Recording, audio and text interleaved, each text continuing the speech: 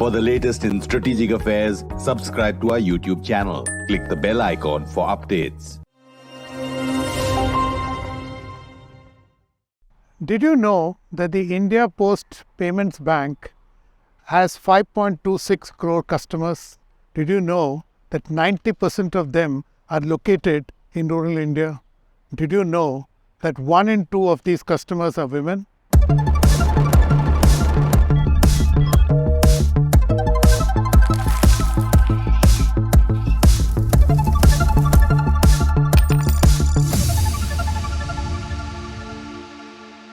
Welcome to another edition of Capital Calculus. I am your host Anil Padmanabhan. The India Post Payments Bank, or the IPPB, is crucial in India's play on financial inclusion. And this is managed by enabling doorstep banking. And this, in turn, is brought about by the ubiquitous Dakia. Recently, IPPB deployed WhatsApp to empower the Dakia. Yes, you heard right.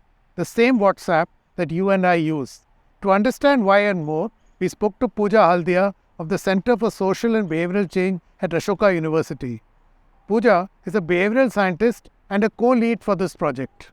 I began by asking Pooja how central is the idea of financial inclusion to the India Post and Payments Bank. So I would say, the India Post Payments Bank works on the premise that the India Post already has a very large group of agents, the postal agents, and these are also sort of trusted members of the community, and therefore would be very good sort of vehicles to provide financial services in the rural areas just because of their presence and the trust that they have. So in that sense, it's a very innovative and a new way of sort of looking at financial inclusion, and therefore quite one of the key initiatives that has been taken by the government of India to promote financial inclusions, especially in more remote and rural areas. So Pooja, what was the challenge the IPPB faced for them to hire your department in Ashoka University?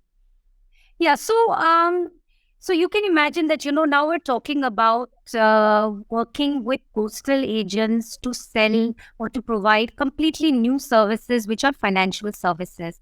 Now, a lot of these postal agents, they are salaried employees of the government, but all the financial services that they are selling, that's based on incentives. And that's a little bit over and above the work that they're currently doing, which is, distributing mail.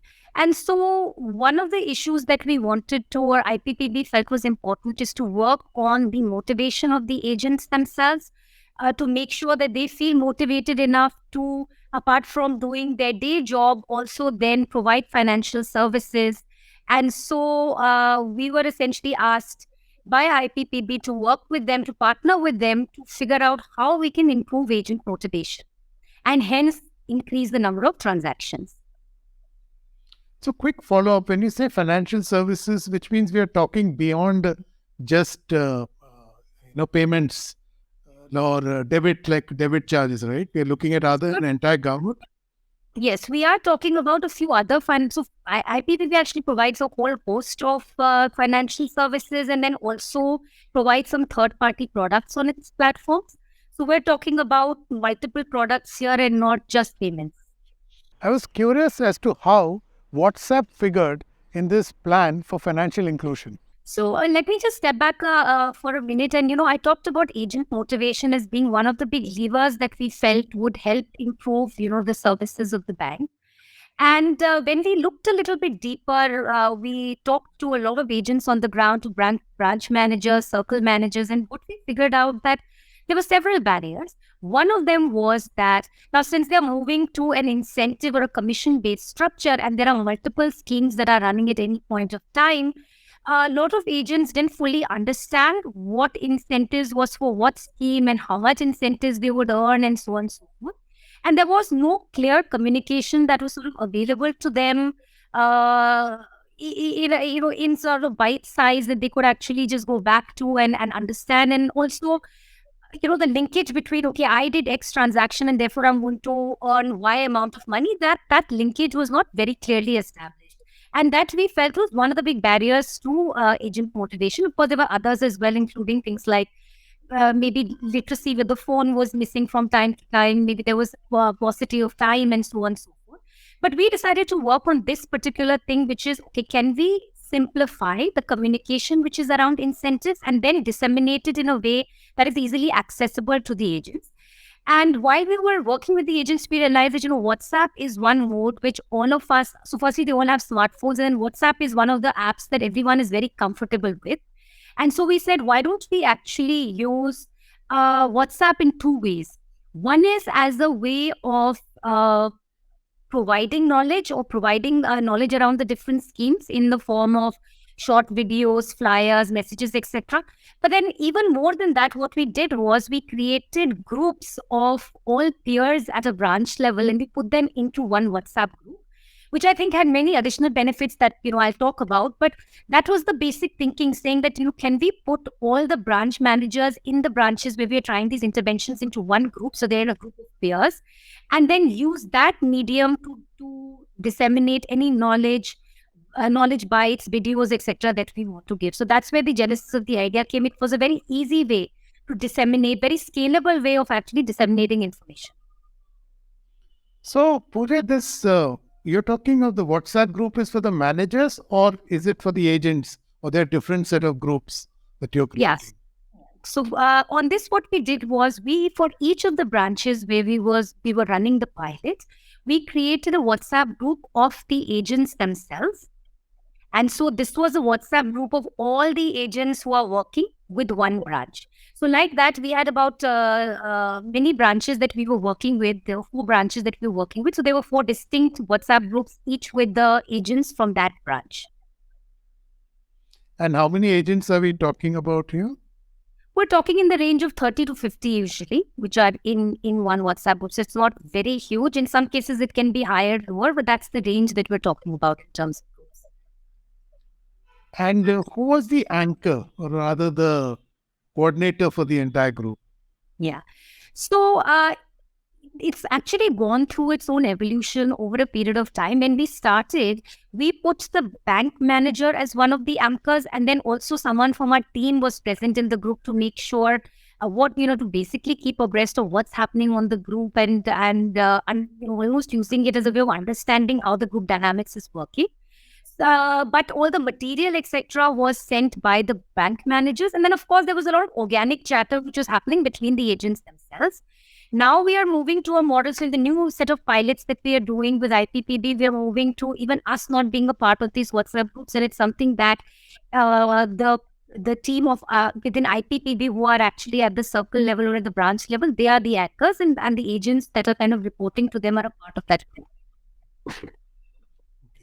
And what is the medium of communication? Was it the local language, or was it English, or? Yeah, so in this case, we actually used a mix of English and Hindi. A lot of the material was presented in Hindi, but of course there was some communication which also went out in English. But predominantly, this was Delhi and Bihar where we did our pilots. So we used Hindi as the main medium of conversation. To test the idea of using WhatsApp as the communication medium, IPPB rolled out 2 pilots. First, so why we chose Bihar and Delhi was because Bihar is more rural, semi-urban, and Delhi is more urban. And so we wanted to take 2 different circles which have slightly different dynamics, one urban, one rural, and hence the choice of these circles was made. Now, just before I get into the results, I just wanted to add that so the way that the pilot ran was that we had a couple of focus schemes.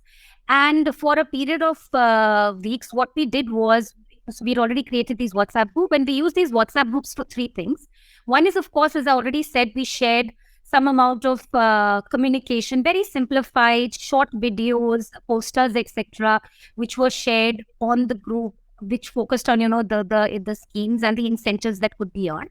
The second thing we also did was we created a very quick sort of incentive calculator where you could literally put in, okay, if I did 5 transactions of this scheme, how much money I'm going to earn. So again, that was something that we kept sharing within the WhatsApp group because again, as I said, it makes that linkage between transaction and the money that I'm going to earn much closer. There was some amount of social recognition, etc. as well also that we added in these groups. So now these WhatsApp groups were created, they ran for a period. And then what we essentially looked at was what was the increase in transaction based on the intervention. And what we compared this was the increase in transaction with some other branches in Delhi and Bihar, which had not undergone this pilot, to see, okay, is it over and above those branches where this pilot wasn't done? In terms of results, I mean, we had very positive results, especially in the Bihar circle, where in some cases we found in some branches, transactions jumped up to 500% over what versus baseline. And across schemes, we found a very significant jump in terms of number of transactions, the schemes that we were focusing on. In Delhi, again, in one or two schemes, we saw such positive results, but they were less than what we saw in Bihar.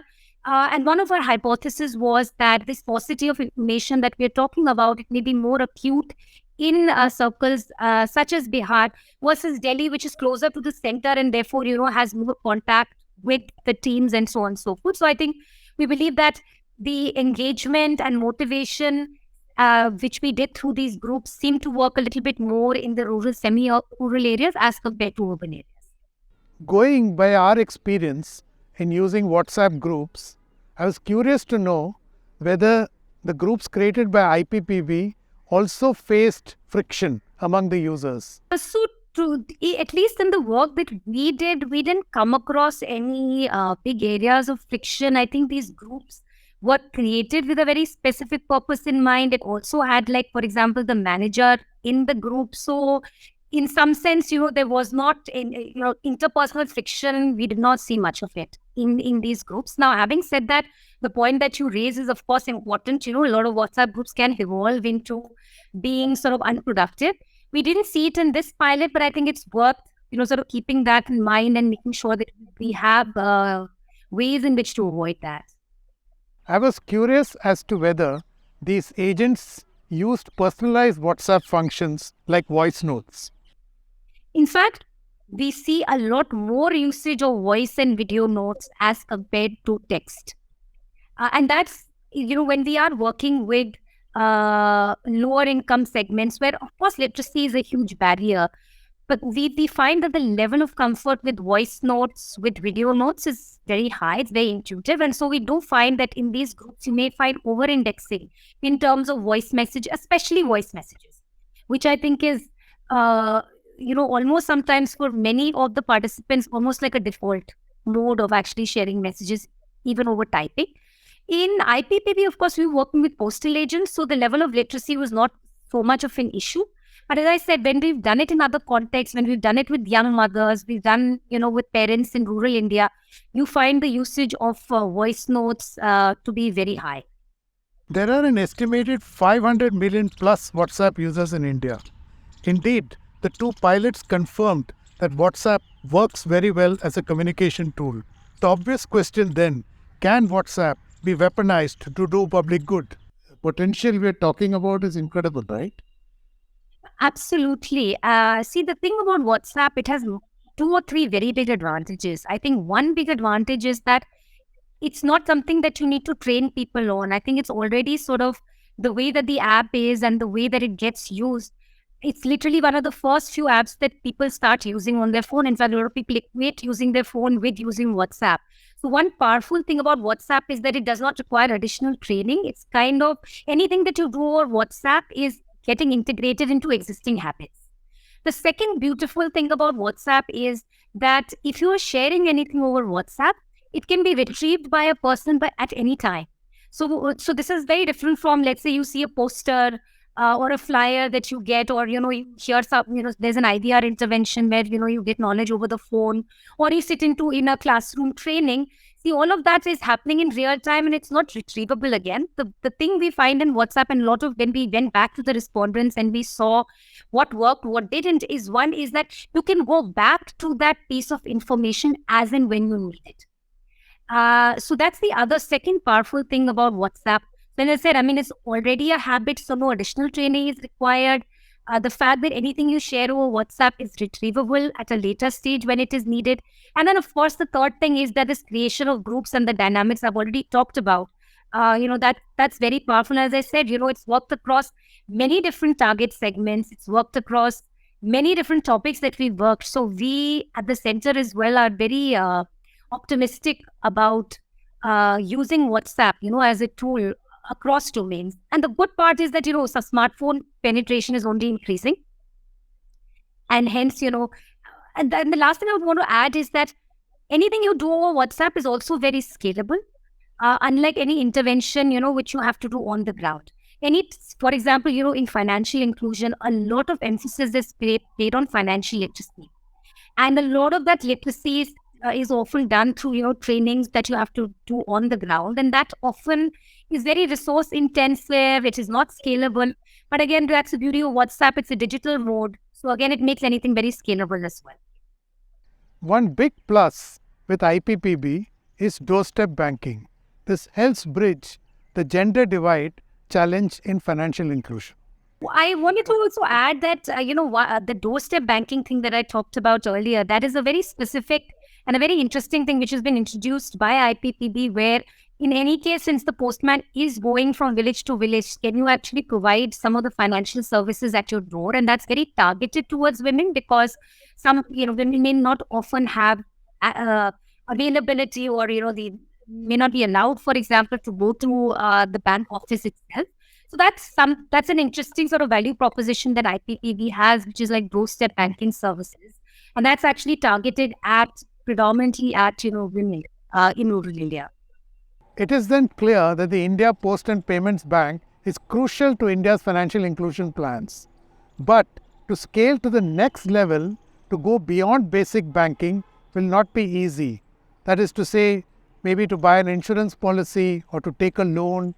But yes, if you leverage our ubiquitous Dakia, his trust quotient, and the idea of doorstep banking, you could probably easily scale to the next level.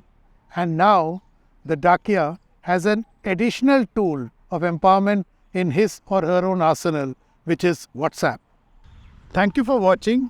Don't forget to subscribe to StratNewsGlobal on YouTube.